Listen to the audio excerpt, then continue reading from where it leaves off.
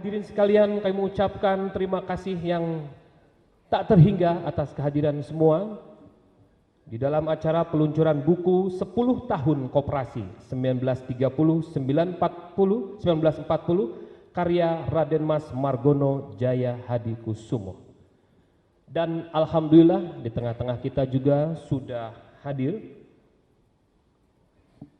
Bapak Prabowo Subianto, Ketua Dewan Pembina Partai Gerindra, ada Bapak Darmin Nasution, yang terhormat juga ada Bapak Wardiman Joyonegoro, Bapak Subiyakto Cakrawardaya, Bapak Azwar Anas, Bapak Idris Sardi, dan tamu yang terhormat yang lainnya. Mohon maaf yang tidak kami bisa sebutkan satu persatu, tapi sekali lagi terima kasih atas kehadirannya. Sebagai pembuka acara, izinkanlah saya membawakan sebuah pantun. Ini bulan puasa, jadi harus supaya tidak lemas, supaya segar.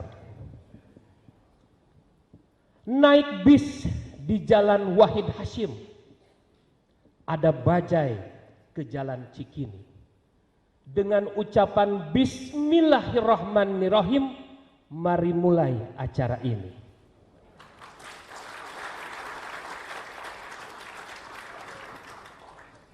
Hadirin yang kami hormati, bersama-sama kita akan menyanyikan lagu kebangsaan Republik Indonesia. Kami mohon untuk berdiri.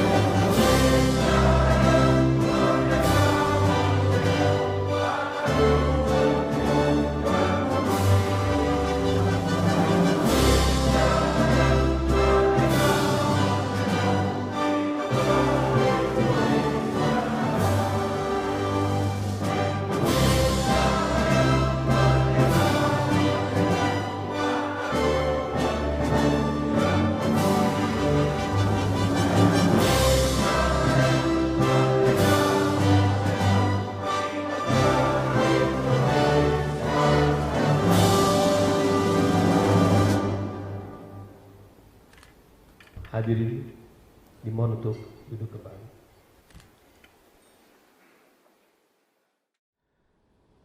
Pertama, kami mengucapkan terima kasih yang sebesar-besarnya kepada sejumlah pihak yang telah memungkinkan terbitnya kembali buku ini, yaitu Yayasan Arsari Joyo Hadikusumo, kemudian dari Asosiasi Pedagang Pasar melalui Ketua Harian, melalui fraksi Partai Gerindra juga ikut menyumbang di sini. Kemudian RNI dan juga sejumlah pihak ya. Kami melihat buku ini, buku yang akan kita luncurkan ini bentuk aslinya 10 tahun koperasi.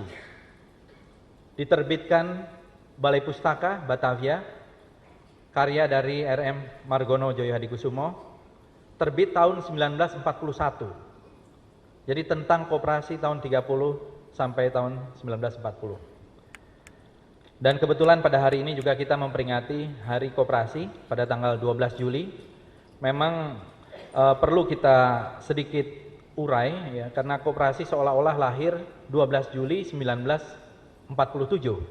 Tetapi kalau kita merinci dari buku ini, koperasi sudah hadir di Hindia Belanda sejak tahun 1896 dan sejak awal tahun 19-an abad ke-20-an itu sudah banyak koperasi-koperasi berdiri, terutama di Jawa Barat, Jawa Tengah, dan di Jawa Timur. Dan itu koperasi-koperasi yang hadir ada koperasi kerajinan, koperasi pertanian, dan banyak lagi. Saya ingin membacakan sedikit biodata dari Pak Margono Joyo Hadikusumo. Kebetulan adalah kakek dari Pak Prabowo, dan saya harapkan juga hadir Ibu Sukartini Joyo Hadikusumo yang akan hadir tapi belum sempat terlihat. Beliau adalah satu-satunya putri Pak Margono yang masih hidup, sekarang usianya 94 tahun. Pak Margono Joyo Hadikusumo lahir di Purbalingga tanggal 16 Mei 1894. Jadi ketika proklamasi usia beliau 51 tahun. Lulus dari ELS tahun 1907, kemudian OSVIA tahun 1911, dan memperdalam ilmu bidang perkreditan dan koperasi di negeri Belanda. Pekerjaan pada zaman Hindia Belanda menjabat sebagai inspektur perkreditan rakyat. Dan ini namanya itu Algemeen Volkskredietbank ya. Kemudian pada zaman pendudukan Jepang diperbantukan pada bidang perekonomian pemerintah Mangkunegaran. Kemudian pada awal kemerdekaan menjadi pendiri dari Bank Nasional Bank Negara Indonesia 1946 yang sekaligus menjadi pendiri dan juga presiden direktur yang pertama. Lalu juga mendirikan Bank Pembangunan Indonesia, Bapindo, dan seterusnya. Kemudian di bidang kelembagaan negara, ini yang mungkin banyak orang tidak tahu, Pak Margono adalah Ketua Dewan Pertimbangan Agung yang pertama, DPA, pada tahun 1945. Di mana anggotanya antara lain ketika itu adalah Rajiman Widioningrat, Uria Ningrat, Ki Hajar Dewantara, kemudian Muhammad Safei, Kiai Haji Mas Mansur, Latu Menten, dan lain-lain. Jadi Pak Margono pada tahun 45 dianggap orang yang termasuk senior sehingga diangkat menjadi ketua DPA yang pertama. Kemudian berganti-ganti tentu gantian. Kemudian juga menjadi anggota Komite Nasional Indonesia Pusat KNIP, anggota pimpinan Panitia Pemikir Siasat Ekonomi pada awal kemerdekaan tahun 1947, dan juga anggota DPR RI. Tahun 49, Pak Margono menjadi penasehat delegasi konferensi Meja Bundar, bersama juga dengan anaknya yaitu Sumitro Joyo Hadikusumo. Pak Mitro ketika itu menjadi perwakilan dari New York yang datang ke KMB, tetapi Pak Margono Joyo Hadikusumo diminta ikut delegasi, menjadi penasehat delegasi oleh Muhammad Hatta. Dan pada waktu beberapa catatan yang menarik yang saya ingin ringkaskan juga. Pada waktu kelas kedua, ini juga fakta yang menurut saya menarik, tanggal 18 Desember 1948, waktu itu Pak Margono sudah menjadi direktur utama dari Bank BNI. Ikut menyelundupkan 7 ton emas ke Manila, ya, 7 ton emas ke Manila, emas batangan dengan cap BNI, kemudian dijual di sebuah kasino di Makau. Dan inilah yang menjadi modal untuk diplomasi Republik Indonesia di luar negeri gitu. Ini jadi dari kasino. Jadi 7 ton emas ketika itu, dan kita mempunyai delegasi karena belum diakui sebagai anggota PBB, ada delegasi Indonesia yang waktu itu mempertahankan karena PDRI, Pak Safruddin Prawira Negara, di sini ada putra beliau juga, Pak Khalid Prawira Negara. Ketika itu berjuang di hutan di Sumatera, tetapi ada perjuangan di luar negeri, dan perjuangan luar negeri ini menyangkut pengakuan kedaulatan Republik Indonesia, dipimpin oleh LN Palar. Anggotanya antara lain adalah Charles Tambu, ada Sujatmoko, Sumitro Joyo Hadikusumo, dan lain-lain.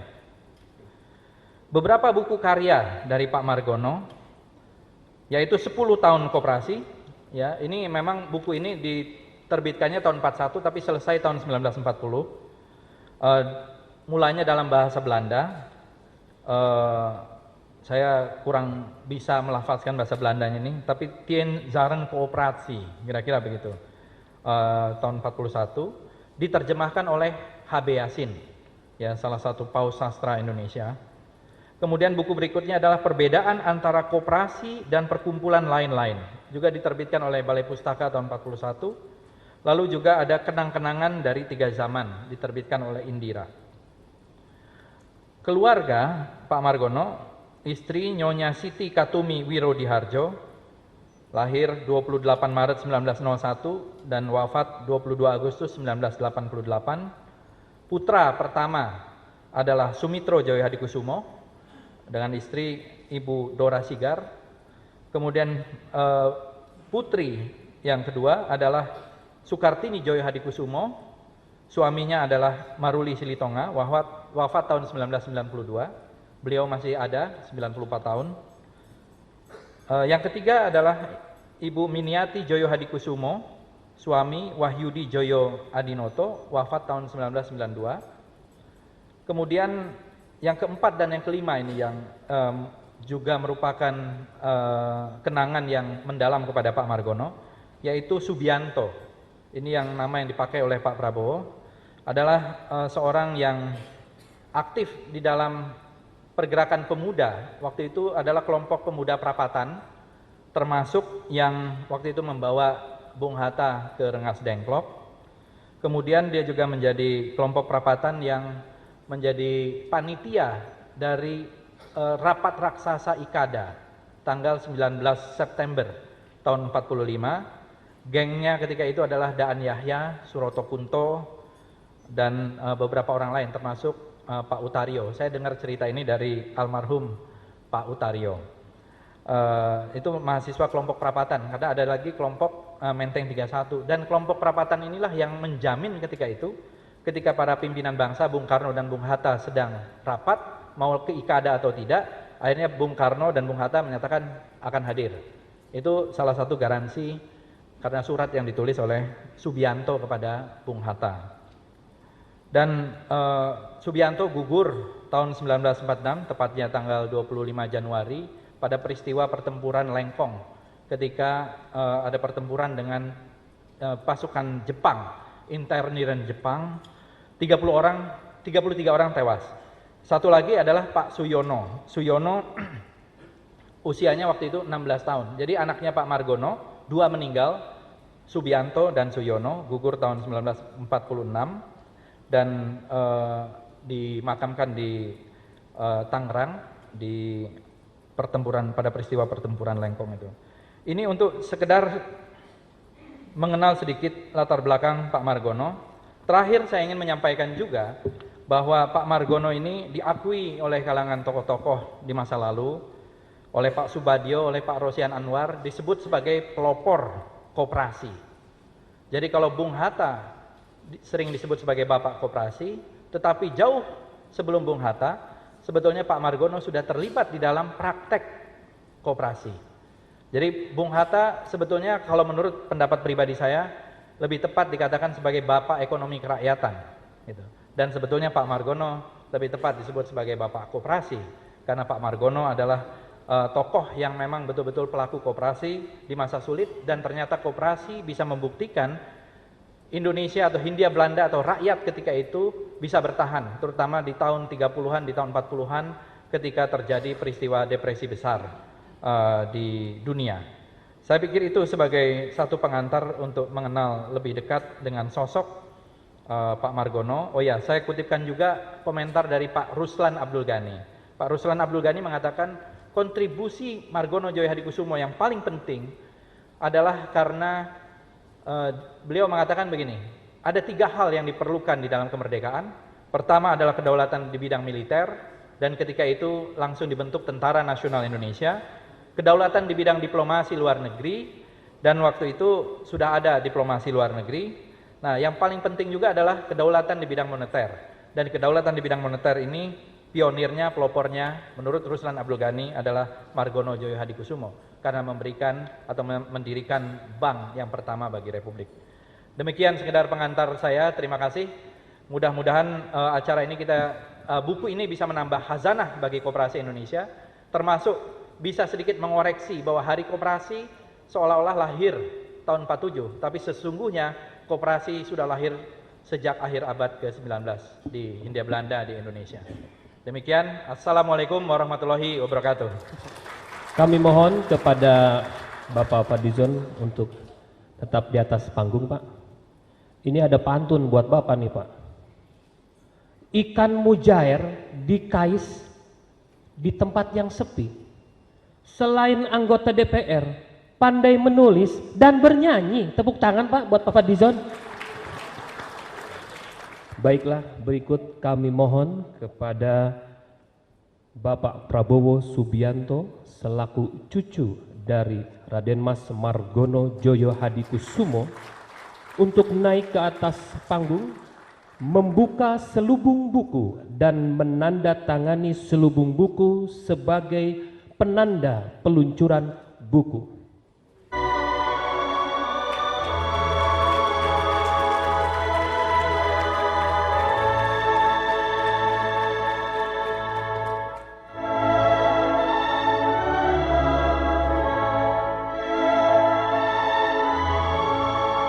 Ya, Bapak Fadlizon sebagai penerbit buku ini dapat terlaksana atas kerjasama dengan Fadlizon Library, HKTI, Yayasan Arsari, RMI, Asosiasi Pedagang Pasar Seluruh Indonesia, dan Institute for Policy Studies.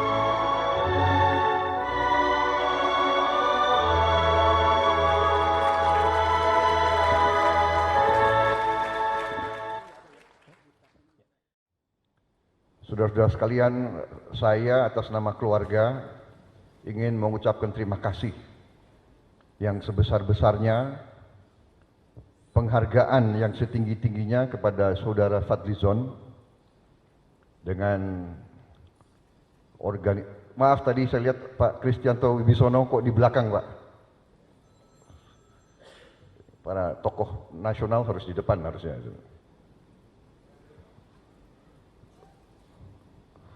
Maaf kalau saya kelibatan, maklum sudah purnawirawan. Penghargaan setinggi-tingginya kepada Saudara Fadlizon yang memiliki suatu perhatian besar kepada sejarah. Beberapa saat yang lalu beliau punya gagasan untuk melihat karya-karya para perintis kemerdekaan, para pendiri-pendiri bangsa, dan untuk mulai mencetak kembali untuk kepentingan generasi muda. Di antaranya buku Pak Margono tentang koperasi.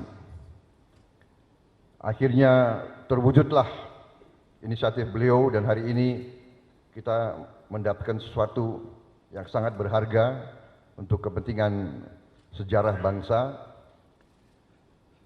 Inisiatif ini bukan sesuatu yang ringan karena perhatian kepada dokumentasi sejarah di masyarakat kita memang sangat ketinggalan. Beliau membangun suatu perpustakaan yang merupakan suatu karya yang saya kira pada ujungnya akan diakui sebagai terobosan yang sangat signifikan.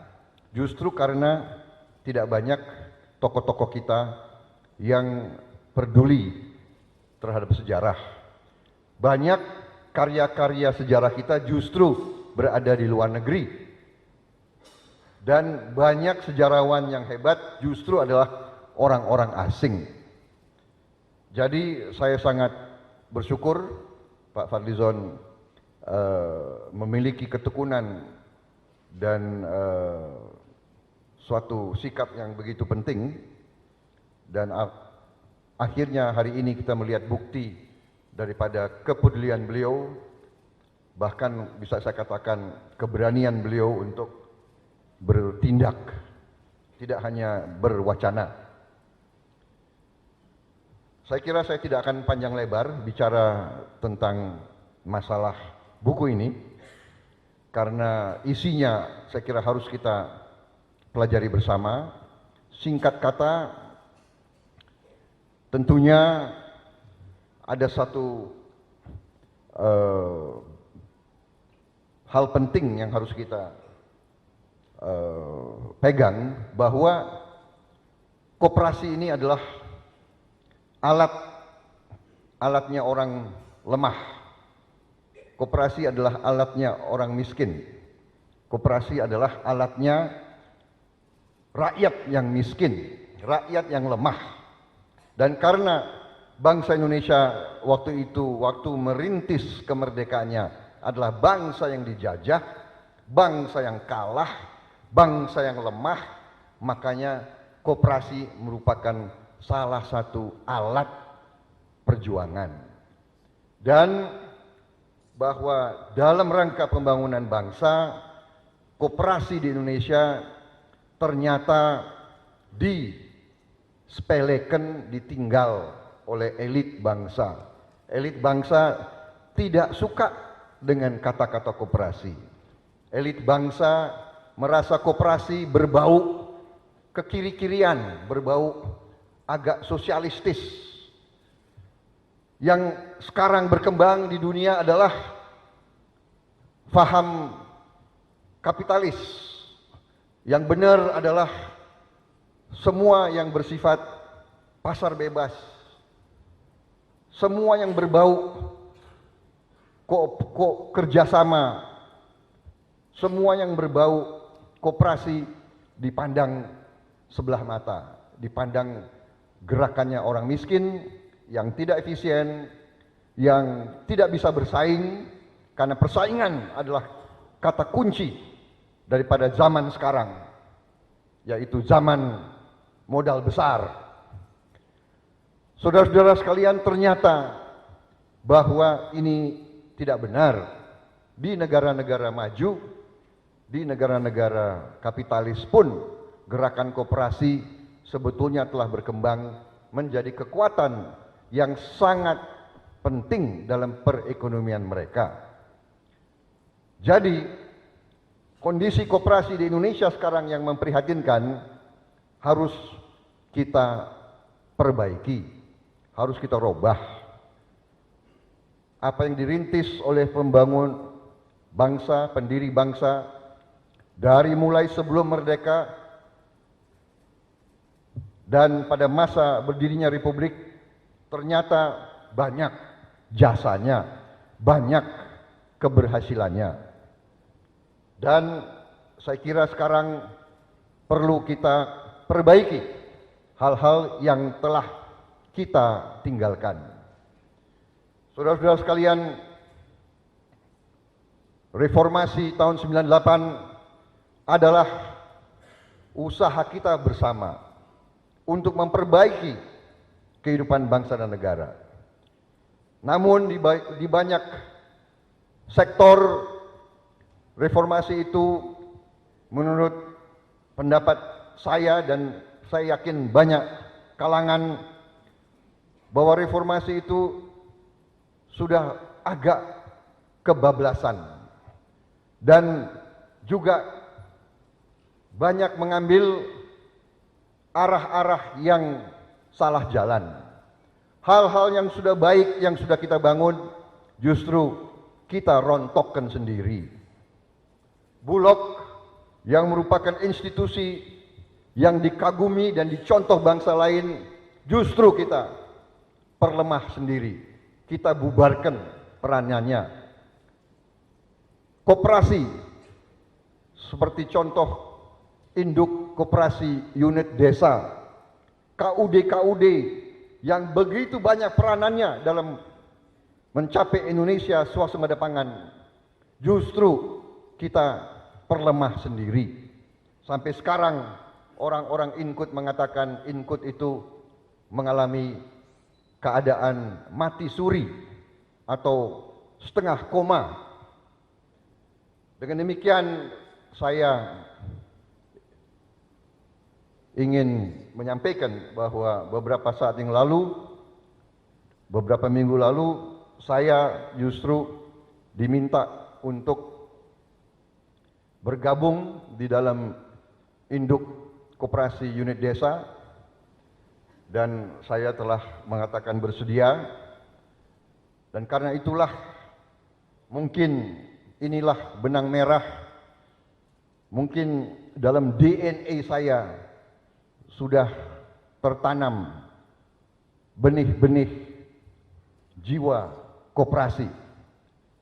Kakek saya merintis koperasi di Indonesia, almarhum bapak saya sampai saat-saat menjelang meninggal memimpin Induk Koperasi Pegawai Negeri, dan sekarang saya di HKTI, di pedagang pasar, dan sekarang terakhir saya diminta untuk bergabung di Induk Koperasi Unit Desa.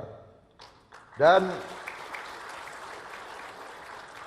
alhamdulillah dengan bantuan saudara-saudara, saya lihat tokoh-tokoh yang hadir di sini, Ibu Endang Tohari, Pak Rahmat Pambudi, begitu banyak tokoh-tokoh yang semuanya akhirnya menyadari bahwa kekuatan bangsa Indonesia tidak bisa kalau kita meninggalkan ekonomi rakyat. Kita harus kembali kepada kekuatan kita, yaitu kekuatan kita berada dalam yang kita sebut ekonomi kerakyatan. Dan karena itu saya bangga bahwa partai yang bersama-sama kita dirikan untuk menyelamatkan dan mengamankan cita-cita proklamasi kita. Kita ingin bahwa rakyat Indonesia berdaulat di negaranya sendiri. Kita ingin bahwa ekonomi Indonesia adalah ekonomi yang berlanjut, yang berdiri di atas kaki kita sendiri, yang bisa mensejahterakan rakyat Indonesia sebesar-besarnya. Dan kita percaya bahwa soko guru ekonomi Indonesia di antaranya adalah gerakan koperasi. Kita mengusung dan kita mendukung dan kita mempersilahkan ekonomi dijalankan dengan prinsip free enterprise, dengan prinsip pasar bebas, dengan prinsip persaingan, dengan prinsip keterbukaan, iya, tapi juga kita mengatakan bahwa di tengah persaingan kita juga harus ada keberpihakan kepada orang yang lemah, keberpihakan kepada orang yang miskin, keberpihakan kepada rakyat yang mayoritas.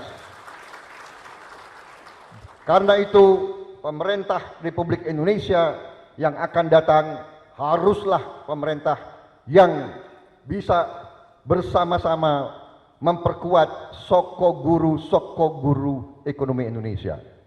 Swasta besar silakan maju, yang kuat silakan, yang kurang kuat ayo perkuat diri, yang lemah harus diangkat, yang lemah harus dibantu, yang lemah harus diberi kesempatan, yang lemah harus kita bikin kuat. Itu adalah cita-cita kemerdekaan kita.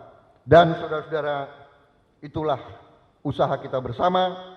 Saya bersama saudara-saudara insya Allah akan maju ke rakyat Indonesia, dan yang kita usung adalah perubahan untuk bangsa Indonesia. Saya kira itu dari saya. Selamat kepada Pak Fadlizon atas prestasi saudara. Saya ucapkan penghargaan saya setinggi-tingginya, dan saya kira Pak Fadlizon ini nanti akan berperan banyak dalam kehidupan bangsa dan negara di saat-saat mendatang.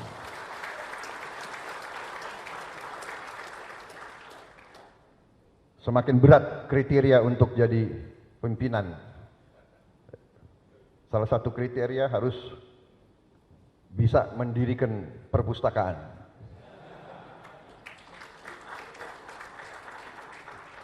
Ini berapa menit lagi buka puasa? Kenapa? 1 jam lagi? Masih 1 jam? Kalau begitu saya menyarankan, ya, ini mana protokol? Sesudah saya apa acaranya?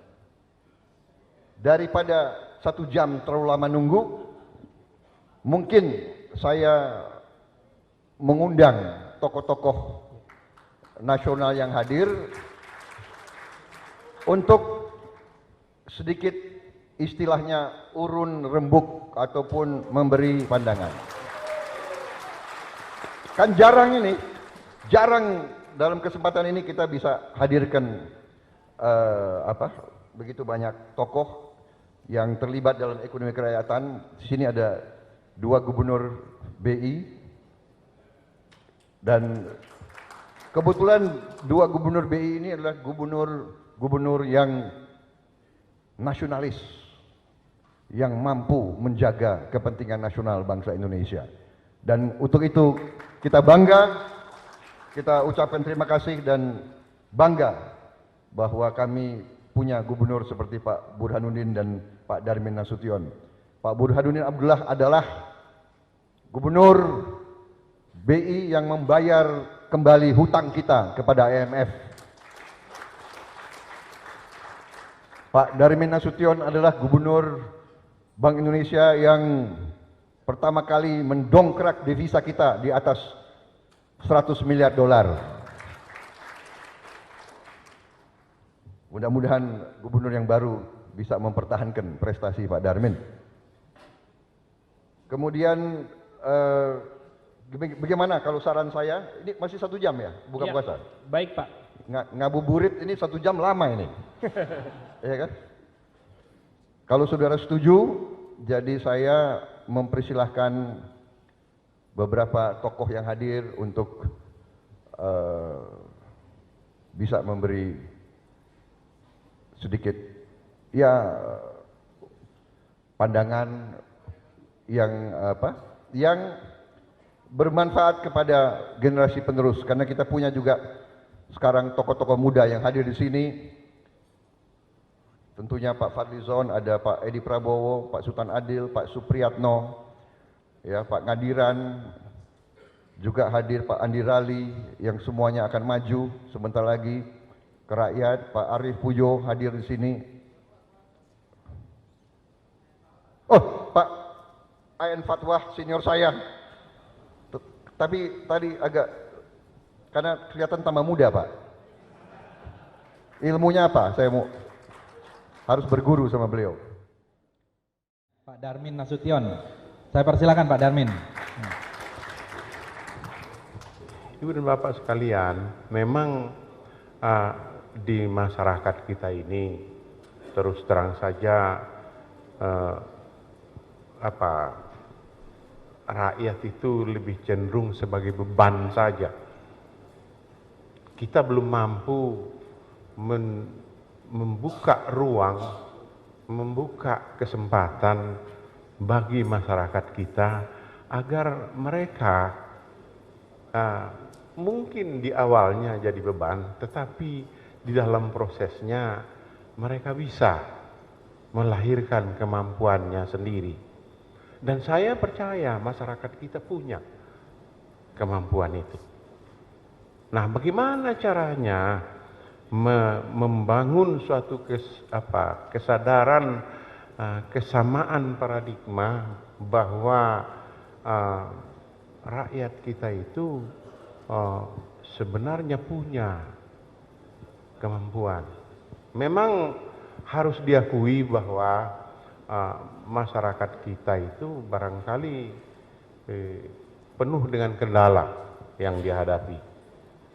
Di Bank Indonesia, pada waktu saya meninggalkan Bank Indonesia terakhir ini, kita sedang membangun sebuah program besar namanya Financial Inclusion, suatu program keuangan untuk semua, di mana kita bekerja sama dengan setiap pemerintah daerah, ya, dibangun suatu sistem informasi yang bisa diakses dengan HP.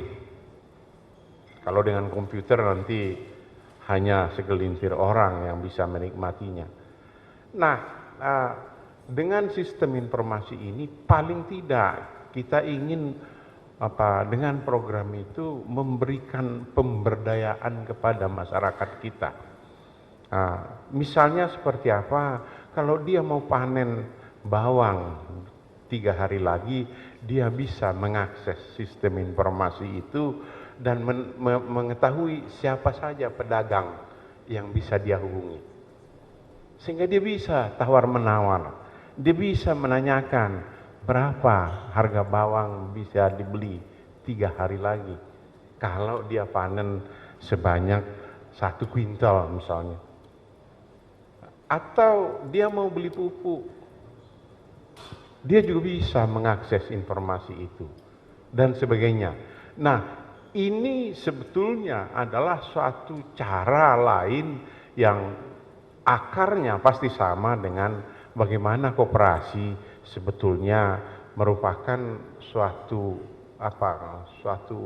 modal untuk tawar-menawar, untuk memilih alternatif, untuk membangun kemampuan berpikir yang lebih terencana. Tidak hanya menyerah karena tidak punya pilihan apa-apa. Saya pikir saya mendengarkan penjelasan mengenai buku Pak Margono pada hari ini buat saya adalah suatu informasi baru, Pak Fadlizon, bahwa ada buku lain. Selama ini saya barangkali hanya membaca Muhammad Hatta, membaca sejumlah tokoh-tokoh yang lebih muda. Ternyata ada tokoh yang lebih senior. Saya mengucapkan selamat atas upaya yang sangat penting ini. Mudah-mudahan itu memperkaya upaya kita dalam membangun karakter bangsa kita. Terima kasih. Assalamualaikum warahmatullahi wabarakatuh. Waalaikumsalam warahmatullahi wabarakatuh. Ibu-ibu, bapak-bapak, kita juga nanti mengundang mungkin perwakilan dari HKTI, ya, Pak Rahmat Pambudi di sini, Wakil Ketua Umum.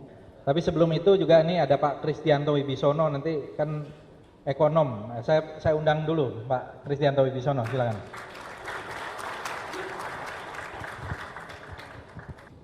Senior-senior ini banyak sekali. Kalau disebut nanti 1 jam lebih menyebut nama saja. Jadi mohon maaf. Pak Prabowo, saya adalah korban Mei 98. Di sini saya berbicara tentang rekonsiliasi nasional ala Nelson Mandela. Jadi saya berharap Pak Prabowo berjuang besar untuk bisa mendengarkan cerita saya. Saya baru saja meluncurkan kajian anatomi Presiden 1 sampai 7. Jadi begini Pak Prabowo, Presiden kita sampai sekarang 6 orang. 2 orang 21 sampai 32, 53 tahun. Yang pertama Bung Karno 3 kali gunting uang. Tahun 50 gunting uang, Menteri Keuangannya Syafruddin Prawira Negara dari Masyumi. Duit digunting betul. Tahun 59 1000 jadi 100, 500 jadi 50. Tahun 65 1000 jadi seperak. Dalam 3 bulan Bung Karno lengser. Jadi presiden pertama jatuh karena 3 kali gunting uang. Presiden kedua Pak Harto 4 kali devaluasi. 71, 73, 71, 78, 83, 86. 2 kali yang pertama itu mafia Berkeley, Profesor Ali Wardana.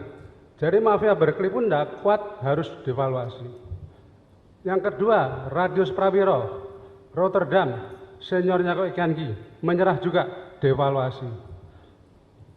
Terus Pak Sumarlin diangkat jadi Menteri Keuangan, Pak Harto sudah rada malu juga, Raja Jawa, masa ngomong tidak devaluasi, besoknya devaluasi.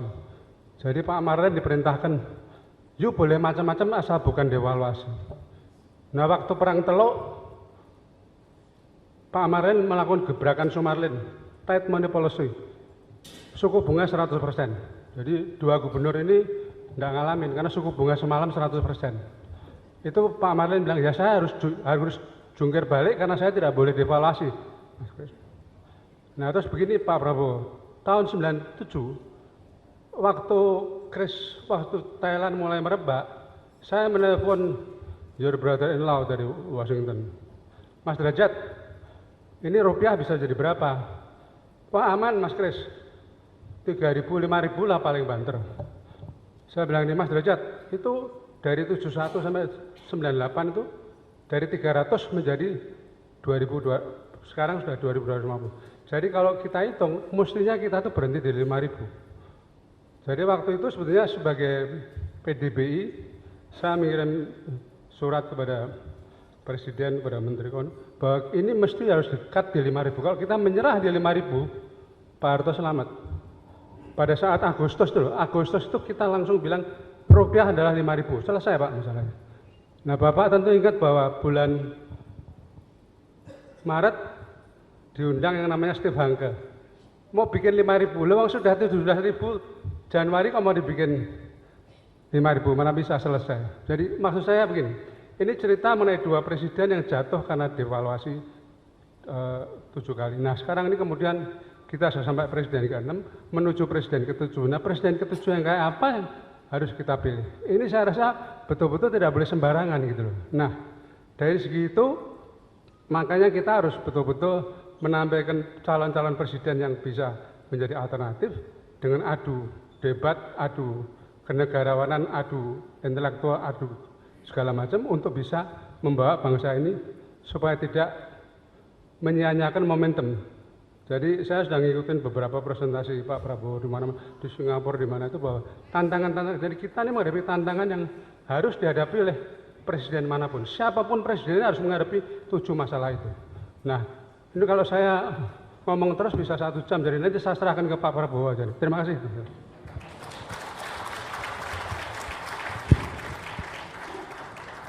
Terima kasih Pak Kristianto Wibisono. Selanjutnya saya undang Pak Rahmat Pambudi, Wakil Ketua Umum Dewan Pimpinan Nasional Himpunan Kerukunan Tani Indonesia. Saya persilakan pada Pak Rahmat untuk berkomentar. Terima kasih Bapak Fadlizon. Assalamualaikum warahmatullahi wabarakatuh. Yang saya hormati Bapak Prabowo Subianto, Bapak-bapak sekalian dan para Ibu sekalian yang hadir di sini. Kami dari HKTI merasa bersyukur sekali diajak ikut menerbitkan buku karya Bapak Margono Djoyohadikusumo. Kami menyadari betul bahwa sejarah pertanian kita, petani kita itu hanya bisa terangkat dan tidak menjadi beban seperti yang disampaikan Pak Darmin Nasution kalau ada koperasi. Bapak-bapak sekalian, sejarah petani dan pertanian kita sejak awal kemerdekaan, kemudian masa Orde Baru, itu hanya bisa kuat karena ada koperasi. Koperasi yang selama ini menjadi tempat para petani kita mendapatkan kredit, mendapatkan pupuk, mendapatkan tempat menjual, selama ini menjadi lemah. Karena itu pula petani kita juga menjadi tidak kuat.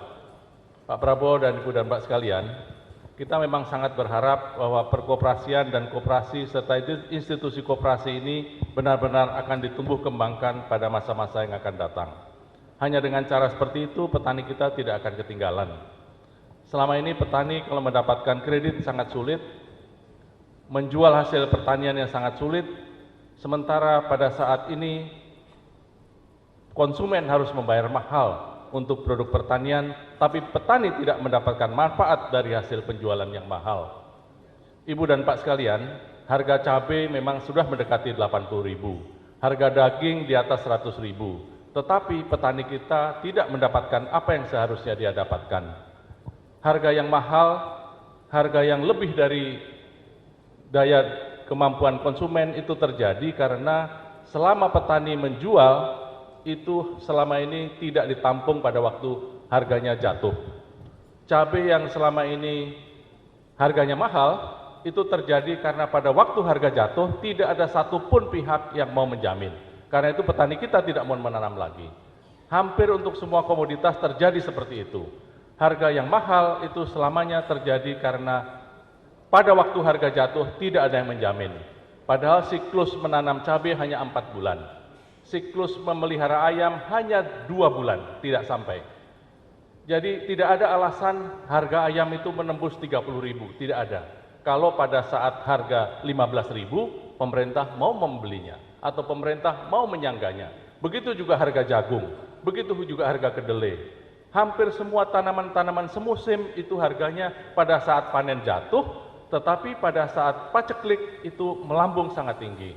Karena itu kalau Pak Prabowo ditawari untuk memimpin Inkut, ya kita sangat berharap mudah-mudahan Inkut bisa menjadi rekan sekerja dari HKTI dan rekan sekerja dari pedagang pasar.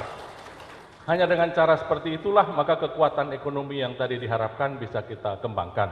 Ibu dan Pak sekalian, apa yang dituliskan oleh Pak Margono memberi semangat kami generasi muda, memberi harapan baru, memberi kekuatan batin baru yang tadinya kami sebenarnya ya tidak muda lagi, saya sudah di atas 50, tetapi dengan kondisi seperti ini rasanya antara kuat dan tidak kuat. Tetapi dengan ada semangat yang dituliskan oleh Pak Margono, tidak ada kata untuk menyerah. Pada masa depresi saja Pak Margono bisa, masa kita sekarang sudah punya semuanya kita tidak bisa.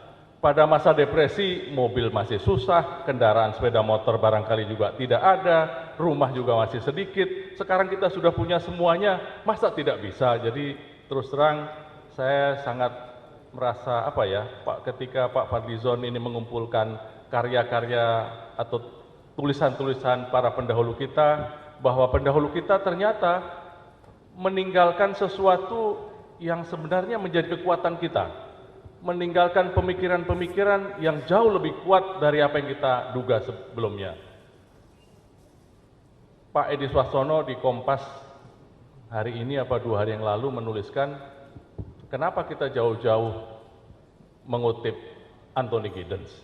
Bukankah Pancasila, bukankah Undang-Undang Dasar 45, khususnya pasal 33, itu adalah jalan tengah dari kita. Jadi jauh-jauh kita ke barat, sebenarnya di timur pun sudah ada. Jauh-jauh kita ke negeri seberang untuk belajar, ternyata Pak Fadlizon sudah menggali dari bangsa sendiri. Jadi ya mari kita mendoakan pendahulu-pendahulu kita, semoga karya-karya beliau, karya-karya mereka menjadi kekuatan batin kita untuk membangun tidak hanya ekonomi kita, tidak untuk membangun rakyat kita yang lemah, tetapi membangun Indonesia yang kuat, yang dihargai oleh bangsa-bangsa dan negara-negara lain yang di dunia. Terima kasih. Wassalamualaikum warahmatullahi wabarakatuh. Kita segera akan menyelesaikan acara ini menjelang azan maghrib. Namun saya ada beberapa sedikit kutipan ya, yang saya lupa tadi. Sebenarnya bukan lupa, memang saya siapkan untuk di akhir ini. Karena acara ini formatnya tadinya Pak Prabowo pidato kira-kira 1 jam. Tapi ternyata beliau sedikit. Nah, oh ya, ini kebetulan Ibu Sukartini Joyo Hadikusumo sudah hadir di tengah-tengah kita. Ini satu kehormatan, Ibu Sukartini usianya sekarang 94 tahun dan merupakan putra kedua dari Pak Margono Joyo Hadikusumo.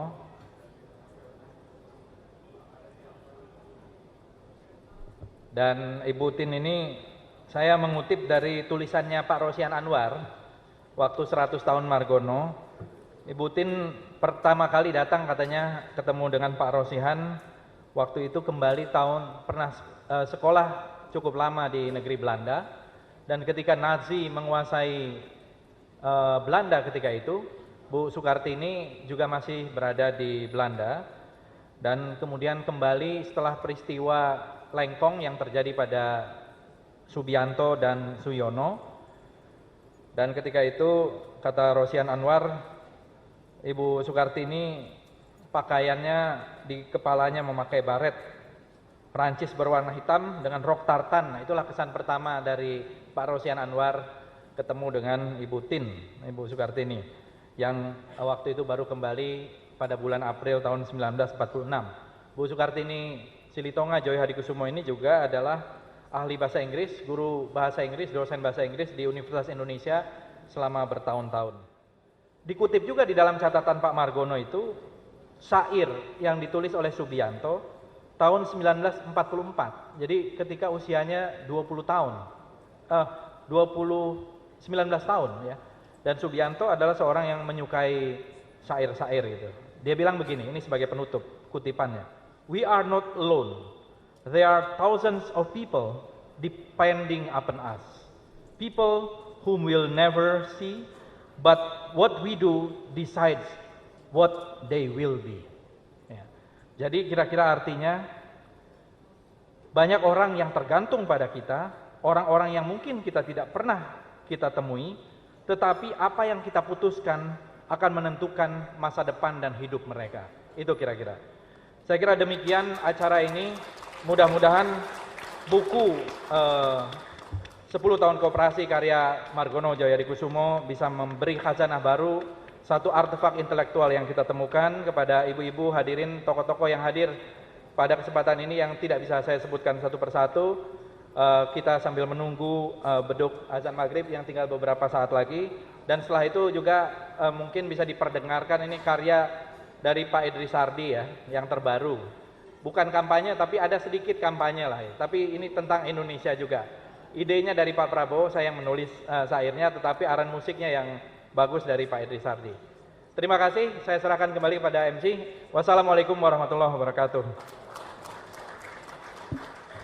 Baiklah hadirin sekalian, karena saat-saat berkumandang azan maghrib, sesaat lagi selesai alhamdulillah seluruh mata acara kita pada hari ini. Kalau tadi saya buka dengan pantun, maka diakhiri dengan pantun juga. Bendera ditarik benang, Garuda jago dan paten, Gerindra naik dan menang, Prabowo pasti jadi presiden. Assalamualaikum warahmatullahi wabarakatuh. Langsung misalnya cadangan devisa kita ini merosot sampai 7 miliar dolar sebulan. Ini luar biasa. Tapi kalau kita membangun dan mempunyai pilar yang kokoh di koperasi, itu tidak ada krisis apapun di negara lain, dampaknya pada kita akan relatif kecil. Jadi ini sebagai amanat konstitusi, ya koperasi ini harus dijalankan benar-benar. Jangan sekedar untuk pemanis saja. Menurut Undang-Undang Dasar 45 pasal 33, pilar ekonomi kita ya koperasi, BUMN dan juga swasta tentu saja. Jadi ini menghidupkan kembali koperasi ya? Iya, menghidupkan, merevitalisasi, dan yang ada sekarang kan sudah ada. Tetapi yang ada ini kalau bisa benar-benar diperbaiki, diberdayakan dan masuk seperti tadi, seperti kata Pak Burhanuddin atau Pak Darmin, ya harusnya bisa masuk menjadi kooperatif yang maju dan besar, bukan hanya kecil-kecilan.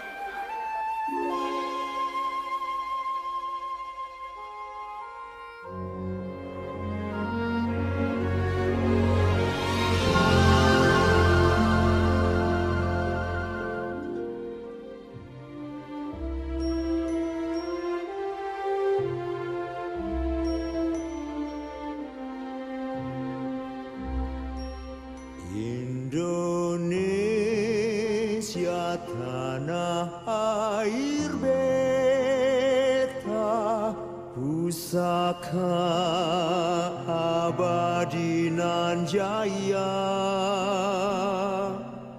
Indonesia sejak dulu kala selalu dipuja-puja bangsa.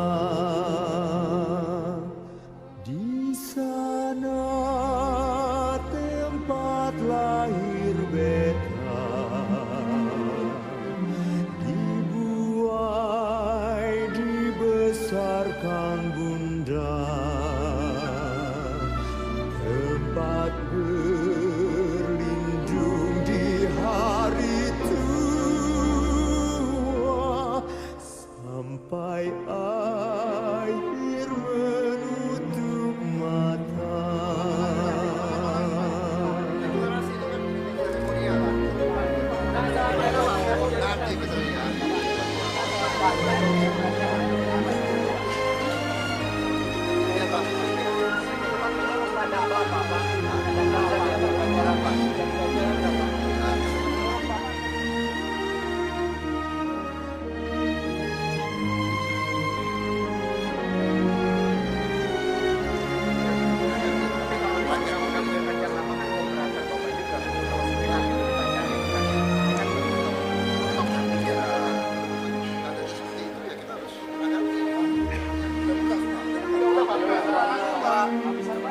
Indonesia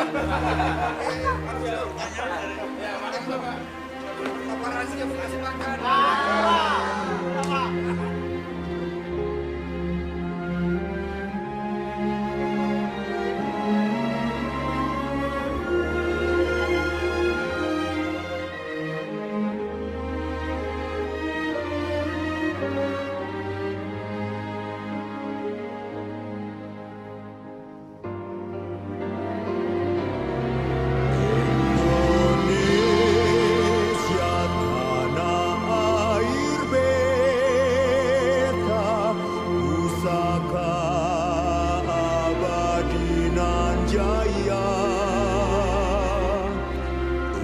Indonesia sejak dulu kala selalu dipuja-puja bangsa. Di sana tempat lahir beta, dibuai dibesarkan bunda, tempat